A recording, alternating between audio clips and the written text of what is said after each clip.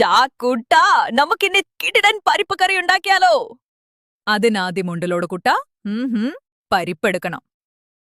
ദാ ഇവിടെയുണ്ട് നല്ല മഞ്ഞ പരിപ്പ്. ഇത് നന്നായി കഴുകണം. ഒരു 3-4 വെള്ളത്തിൽ കഴുകിയെടുത്താൽ മതി. ദാ കഴുകി കഴിഞ്ഞു. ഇനി ഇത് കുക്കറിലേക്കിടാം. പരിപ്പ് മുങ്ങിക്കിടക്കാൻ പാകത്തിന് വെള്ളമൊഴിക്കണം. ഒരുപാട് വേണ്ട, കാരണം ഇത് ഉടച്ചെടുക്കേണ്ടതല്ല കുട്ടാ. 1/4 ടീസ്പൂൺ മഞ്ഞൾപ്പൊടിയും ആവശ്യത്തിന് ഉപ്പും ചേർക്കാം. ദാ ഇട്ട് കഴിഞ്ഞു.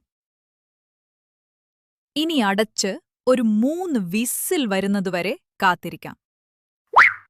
അധികം വേവിച്ചാൽ കുഴഞ്ഞു പോവണ്ടാ കൂട്ടാ. പരിപ്പവിടെ വേവട്ടടാ. ഈ സമയം കൊണ്ട് കടുക് വറുക്കാനുള്ളതെല്ലാം ഒരു കടാക്കുട്ടാ. ഒരു ചെറിയ ഉള്ളിയെടുത്ത് പൊടിപ്പൊടിയായി അരിയാം. പിന്നെ ഒരു 2 ലി വെളുത്തുള്ളി, അതും ചെറുതായി അരിയണം. ഒരു പച്ചമുളക്, എരിവ് കുറച്ചു മതിയെങ്കിൽ പകുതി മതി. ഞാനൊരു പച്ചമുളക് മുഴുവനായി എടുക്കുന്നുണ്ട്. പിന്നെ കുറച്ച് കറിവേപ്പിലയും ഒരു 2-3 വറ്റൽമുളകും. ഇതെല്ലാം തയ്യാറാക്കി വെക്കാം. ദാദാ വിസിലടിച്ചു. 3 എണ്ണമായി. ഇനി ആവി പോകട്ടെ. ആവി പോയ ശേഷം തുറന്നു നോക്കാം. പരിപ്പ് നല്ല പാകത്തിന് വെന്തിട്ടുണ്ട്. ഇനി ഇത് ഒരു തവിക്കൊണ്ട് ചെറുതായി ഒന്നുടച്ചെടുക്കാം. മുഴുവനായി അരഞ്ഞു പോകരുത്. ചിലതൊക്കെ ഒന്ന് കടിക്കാൻ കിട്ടണം. എന്നാൽ അല്ലടാ കുട്ടൊരു രസമുള്ളു. ഇനി കടുക് വറുക്കാം. ഒരു ചെറിയ പാനിൽ കുറച്ച് വെളിച്ചെണ്ണ ചേർക്കാം.